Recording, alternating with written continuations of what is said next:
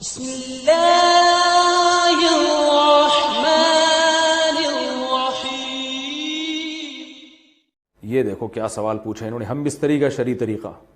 محمد رفیع صاحب پوچھ رہے ہیں، میں بتا نہیں رہا کہاں سے ہیں تاکہ ایسا نہ ہو ان کے گھر والے جان لیں۔ میری عنقریب شادی ہونے والی ہے، مجھے زوجہ سے قربت کا سنت طریقہ بتا دیں۔ یہ سوال حیا کے خلاف ہے اور میں حیا کے خلاف سوالات نہ پڑھتا ہوں نہ اس کے جواب دیتا ہوں، لیکن چونکہ یہ سوال بہت زیادہ لوگ پوچھتے ہیں تو میں نے ہمت کر کے آج یہ پڑھ لیا ہے، اور اس میں لوگ غلط گائیڈ بھی کر رہے ہیں، تو اس لیے میں اس کا جواب دے رہا ہوں کہ اسلام میں کوئی خاص طریقہ نہیں ہے اس کا۔ اس پہ فالتو کتابیں لوگوں نے لکھی ہوئی ہیں، پتہ نہیں کیا کیا، وہ ایسے ہی لوگوں کی آ رہا ہے۔ تو یہ چیز نیچرل ہے۔ جیسے کوئی پوچھے کھانا کھانے کا طریقہ کیا ہے، تو بھائی منہ میں نوالا ڈال کے چباؤ، نگل لو، خود بخود فطرت سکھاتی ہے انسان کو۔ تو ایسی زوجہ کے قریب فطرت خود سکھا دیتی ہے۔ ہاں، شریعت نے جس طریقے کو حرام قرار دیا ہے وہ سب کو معلوم ہے کہ جو ہے وہ اللہ تعالیٰ نے جو بدکار لوگ جس طرح سے کرتے ہیں، جو لڑکوں سے بدفعلی کرنے والے لوگ ہیں، وہ طریقہ حرام ہے۔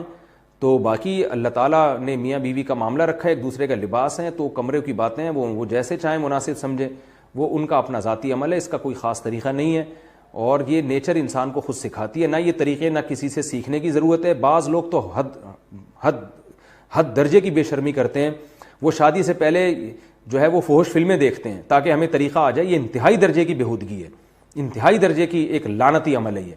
تو یہ کوئی خاص طریقہ نہیں ہے۔ میاں بیوی ایک دوسرے کا لباس ہیں، وہ جس طرح سے ایک دوسرے کو سیٹسفائی کر سکتے ہیں وہ کر لیں، تاکہ ان کی توجہ کسی اور طرف نہ جائے، وہ حلال کی تسکین ان کی بند کمرے کے اندر ہو جائے۔ اور یہ باتیں لوگوں سے شیئر بھی نہیں کرنی چاہیے۔ آج یہ بھی ایک حرام کاری ہو رہی ہے، میں بہت سخت الفاظ استعمال کر رہا ہوں اس لیے کہ یہ، اور میرے پاس کوئی ہلکا لفظ نہیں ہے۔ وہ کیا ہوتا ہے کہ مرد اپنی زوجہ سے ہم بستری کر کے اس کے راز دوستوں کے سامنے فاش کر رہا ہوتا ہے، میں نے ایسے کیا، میں نے ایسے کیا۔ لڑکیاں بتا رہی ہوتی ہیں اپنی فرینڈز کو کہ میرے شوہر نے میرے ساتھ ایسے کیا۔ یہ بہت لعنتی عمل ہے۔ آپ صلی اللہ علیہ وسلم نے فرمایا جو عورت اپنے شوہر کے راز یا شوہر بیوی کے راز فاش کرتا ہے اس پر لعنت ہے، حدیث کا مفہوم ہے یہ۔ تو یہ بند کمرے کی میاں بیوی کی باتیں، جس طرح سے وہ ایک دوسرے کو سیٹسفائی کر سکتے ہیں وہ کریں، ایک دوسرے کے لیے وہ حلال ہیں، اور بس وہ طریقہ جو لڑکوں سے بدفعلی والا طریقہ ہے وہ طریقہ اسلام میں حرام ہے۔ اور اللہ تعالیٰ نے حالت حیض میں زوجہ سے ہم بستری کو حرام قرار دیا کیونکہ اس میں گندگی ہے۔ باپ دیکھیں کہ وہ گندگی اس درجے کی نہیں ہے جتنی اورل سیکس میں گندگی ہوتی ہے۔ اگر اس میں ڈسچارج ہو جائے بندہ، انسان جو ہم بستری کرنے والا ہے زوجہ سے، وہ منہ میں ڈسچارج ہو جائے، تو آپ سوچیں کہ اللہ تعالیٰ شرمگاہ کو گندگی سے بچا رہے ہیں، جس کی وجہ سے حیض کی حالت میں ہم بستری کو حرام قرار دیا۔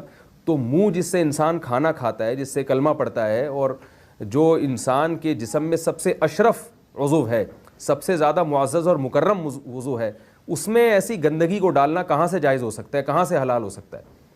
تو آج بعض متجدد قسم کے لوگ جو ہے نا اس کو حلال قرار دے رہے ہیں، تو یہ بالکل غلط ہے۔